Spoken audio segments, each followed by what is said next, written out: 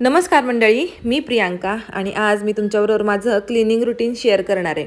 तर एक दोघी जणी आहेत बरं का माझ्या ओळखीच्या. त्यांच्या घरी तुम्ही केव्हाही जा अचानकपणे, त्यांचं घर तितकंच नीटनेटकं दिसतं बरं का आणि स्वच्छ दिसतं. आणि मग असं मला नेहमी वाटतं की माझं घर असं का बरं दिसत नाही. कारण जनरल जी कामं आहेत म्हणजे रोजची कचरा फरशी असू देत किंवा किचन कट्टा साफसफाई असू देत, कपडे असू देत व्यवस्थित ठेवणं, ते तर मीही करते. पण असं बाकीचं काय बरं ज्याच्यामुळं माझं घर असं दिसत नाही.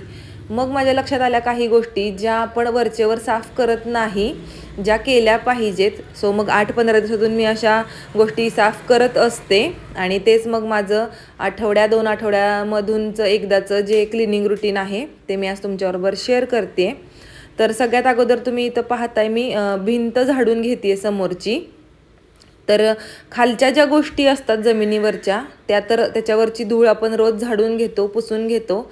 पण या ज्या उभ्या भिंती आहेत ना त्याच्यावरही धूळ बऱ्यापैकी सेटल होत असते. सो मग ती झाडून घ्यायचं राहतं.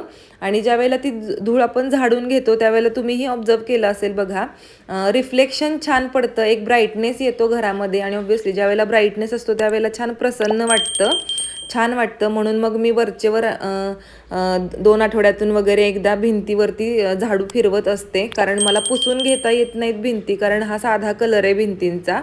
सो मग नुसती धूळ जेवढी आहे तेवढी जरी झटकली गेली तरी छान ब्राईट वाटतं लाईट लावल्यानंतर. आणि त्याचबरोबर भिंतीवरच्या ज्या काही फ्रेम्स वगैरे आहेत त्याही मग पुसून घेतल्या जातातच. सो मग तेच मी इथं करून घेते आहे, जेणेकरून ब्राईटनेस राहील घरामध्ये आणि त्याच्यामुळे छान स्वच्छताही वाटते. त्यानंतर दुसरी गोष्ट ती म्हणजे फॅन, जो साफ करणं एक खूप मोठी डोकेदुखी असते बरं का. तर मग इथं माझ्याकडे एक जुनं उशीचं कवर आहे, त्याच्या साहाय्यानं मी फॅन साफ करते. तर उशीचं कवर जे आहे ते फॅनच्या पात्यामध्ये असं घालायचं आणि तिथल्या तिथेच मागे पुढे ओढत पुसून घ्यायचं, जेणेकरून धूळ जास्त खाली पडत नाही जमिनीवर सुद्धा आणि आपल्या डोळ्यांमध्ये किंवा डोक्यावर सुद्धा सोपं जातं याने फॅन साफ करणं. सो मग असंच मी फॅन साफ करते. त्यानंतर खिडक्यांचे जे स्लायडिंग असतात ते सुद्धा, कारण त्याच्यामध्येही बरीच धूळ जमा होते. आता इथं मी भिंतीवरचं घड्याळ पुसून ठेवते आहे. तर आता माझ्या घराच्या शेजारीच तुम्हाला मी जसं शेअर केले होम टूरच्या व्हिडिओमध्ये की रस्ता आहे त्यामुळे धूळ येतेच बरं का. सो वरच्यावर मला हे स्लायडिंगसुद्धा साफ करून घ्यावे लागतात. याच्यामध्ये काही बोट वगैरे जात नाही. मग माझ्याकडे काही व्हॅक्यूम क्लीनर वगैरे नाही आहे, त्यामुळं मग मी हा साफ कसा करते तर माझ्याकडे हा असा ब्रश आहे.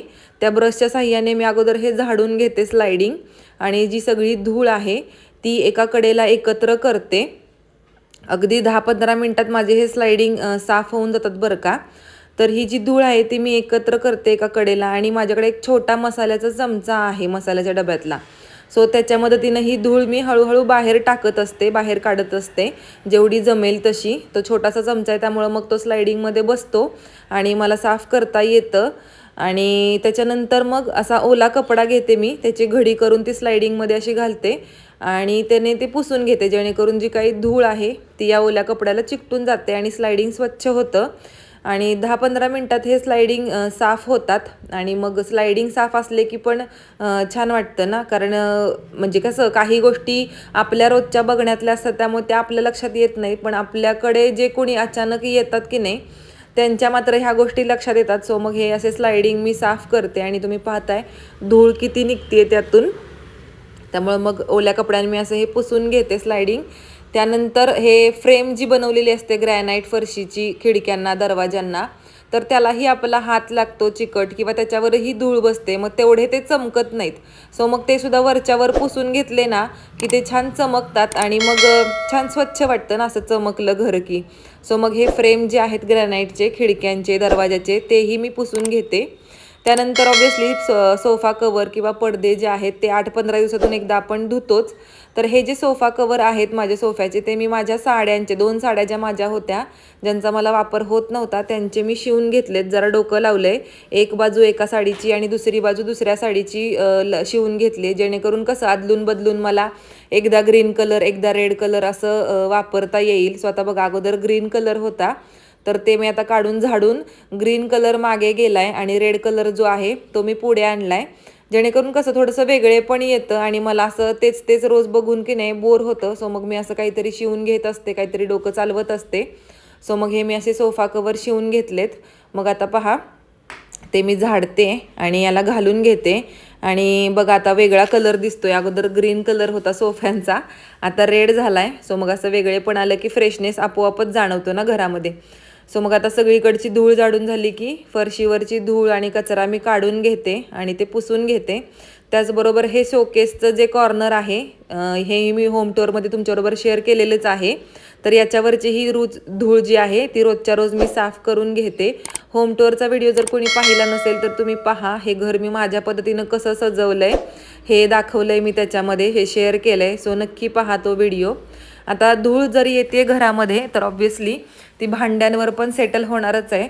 आणि माझे हे जे शेल्फ आहेत घरातले ते ओपन आहेत ना, म्हणजे क्लोज नाही आहेत. सो दर्शनी सगळं दिसून येतं लगेच उघडं असल्यामुळं, मग तेही पुसून घ्यावं लागतं.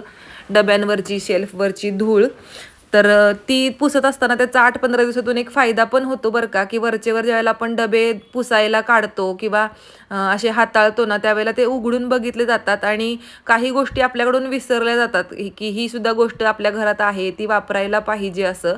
मग ती लक्षात येते. किंवा काही खराब झालं असेल तर तेही काढलं जातं. तर बघा इथं धूळ किती आहे. सो मग वरचेवर मी हे डबे साफ करतेच करते. आणि हे जे डबे आहेत ते तुम्ही पाहताय बऱ्यापैकी चमकतायत बरं का. आता हे डबे जे आहेत मी गणपतीच्या वेळेला घासलेले आहेत आणि त्याच्यानंतर वरचेवर जो रिकामा झालाय डबा तोच घासण्यात आलेला आहे. तरीही सगळे डबे छान चमकतायत बऱ्यापैकी. तर हे कशामुळं, तर डबे हाताळण्याची माझी एक पद्धत आहे, ज्याने कसं डबे जास्त घाण होत नाहीत. तर ते मी कसं करते, तर एक हात जो आहे तो झाकणाला लावते असा वरून आणि त्याने मग डबा बाहेर खेचून घ्यायचा, ओढून घ्यायचा थोडासा आणि दुसऱ्या हाताने खालून तो बाहेर काढायचा. मी असं भस्कन त्याला दोन्ही हातांनी म्हणजे उचलत नाही, कारण मग ती बोटं उठतात त्याच्यावर आणि मग ते तितकंसं साफ असं दिसत नाही. सो मग असं तुम्हीही करा असं. कसं महिना महिना 2-2 महिने डबे तसे छान चमकतात बरं का. सो मग आता ही डब्यांवरची ही मी धूळ पुसून घेतली आहे आणि त्याच्यानंतर हे फ्रीजवर आहे माझं. फळांसाठी मी हे ऑनलाईन ऑर्डर केलेलं होतं बाजलं, ह्याच्यावरती मी माझी फळांची बुट्टी जी आहे ती ठेवते. आणि त्या फळांच्या बुट्टीवरती पुरणाची जी जाळी असते ना आपली ती झाकून ठेवते, जेणेकरून कसं चिलटं वगैरे फळांवरती बसतात ना. सो मग या जाळीतून नाहीत बसत ती. आता याच्यानंतर एक गोष्ट माझ्या लक्षात आली आहे बरं का, की जी बटणं आहेत लाईटची बटणं किंवा दरवाजाच्या कड्या, त्यानंतर म्हणजे कोपरे वगैरे ते सुद्धा वरचेवर साफ केले पाहिजेत. कारण रोज आपल्या ते एवढं लक्षात येत नाही, पण अचानक कोणी आलं तर त्यांच्या मात्र बरोबर हे लक्षात येतं बरं का. सो मग हे सुद्धा मी वरचेवर पुसून घेत असते. लाईटचे बटन्स म्हणा किंवा दरवाजाच्या कड्या ज्या आहेत किंवा दरवाजाच्या कड्यांच्या साईडला पण आपला हात लागतो बघायचं. सो तिथे आपला हात लागून लागून ते चिकट बनतं आणि मग त्या चिकटावरती धूळ बसली की ते काळसर सुद्धा झालेलं असतं. सो मग ते कड्या, लाईटचे बटन, त्यानंतर कड्यांच्या आजूबाजूचा भाग दरवाजांचा तोही मी साफ करून घेते. तर करेल तितकं कमीच असतं बरं का घरात. म्हणजे आपण म्हणू ना घरच्या बाईला काम काही कमी नसतं. सो तसंच काहीसं काम नाही म्हणून काम, पण या गोष्टी खरंच वरचेवर आपल्याकडून साफ होत नाहीत बरं का आणि त्यांचा क्लीनलीनेसमध्ये खूप फरक असतो. सो मग ह्या गोष्टी मी साफ करते वरच्यावर. आता याच्यानंतर ही तांब्याची जी टाकी आहे, तर तांब्या पितळेची भांडी बघा आपल्या सगळ्यांना वापरायला आवडतात आणि ती तेवढी स्वच्छही ठेवावी लागतात. आणि ती जर चकाकली तरच ती स्वच्छ आहेत असं वाटतं बघा. काय काय माहिती, जरा जरी त्याच्यावर पाण्याच्या थेंबाचा की असा डाग जरी असला तरी तितकंसं आपल्याला ते स्वच्छ आहे असं वाटत नाही, बरोबर की नाही. सो मग ती भांडी चककण्यासाठी इथं मी संध्याकाळची रोज रात्रीची माझी सगळी भांडी वगैरे झाली ना की तांब्याची ही टाकी आहे माझी ती घासते आणि त्याच्यामध्ये पाणी भरून ठेवते, जेणेकरून मग दुसऱ्या दिवशी ते पूर्ण मला वापरता येईल पाणी. आणि मग अशीच तांब्याची टाकी स्वच्छ दिसण्यासाठी कॉटनच्या कपड्याने पुसून घ्यायची आपली पितांबरीने घासून झाली की, जेणेकरून त्याचं पाणी सगळं हे होतं, शोषलं जातं आणि मग टाकी छान चकाकते आणि स्वच्छ दिसते. त्याच्यानंतर आता आपण किचन तर रोज धुतो, पण किचनच्या कडेचं हे जे स्कर्टिंग आहे त्यालाही आपला हात लागतो चिकट स्वयंपाकघराच्या इथं ऑब्व्हियसली. सो मग तेही थोडंसं स्क्रबरने फिरवून घ्यायचं. त्याचबरोबर हे साईडचे जे कडाप्पे असतात किचनचे तेही वरचेवर पुसून घ्यायते मी. त्यानंतर जसं किचनचं स्लायडिंग किंवा स्कर्टिंग आहे तसंच हे भिंतीच्या कडेला पण बघा हे फरशीचे तुकडे स्कर्टिंग म्हणून लावलेले असतात. सो त्यालाही कसं गॅप असतो थोडासा, म्हणजे असा पुढे असतात ना ते, सो मग त्याच्यावरही त्या पुढे असलेल्या भागावरती धूळ बसते बघा. तर मग तीही वरचेवर मी पुसून घेते. त्याचबरोबर काही फरशीवर सांडलं वगैरे जरी पाणी जरी असलं तर त्याचे थेंब जसे फरशीवर पडतात तसं त्या स्लायडिंगवरतीही उडून पडतात ना, मग ते काही आपल्याकडून एवढं पुसलं जात नाही आणि त्याच्यावर ज्यावेळेला धूळ सेटल होते त्यावेळेला तेही थोडंसं काळसरच असं होऊन जातं. सो मग वरचेवर मी हे स्लायडिंग पण पुसून घेते, सॉरी स्कर्टिंग पण पुसून घेते.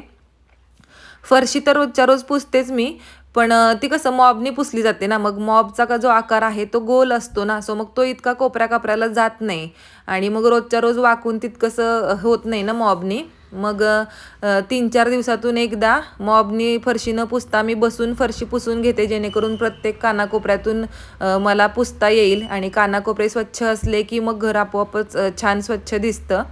सो मग असं हे माझं क्लिनिंग रुटीन आहे बरं का, जे मी तुमच्याबरोबर शेअर केलं आहे. आणि जसं मी म्हटलं करेल तितकं कमीच असतं.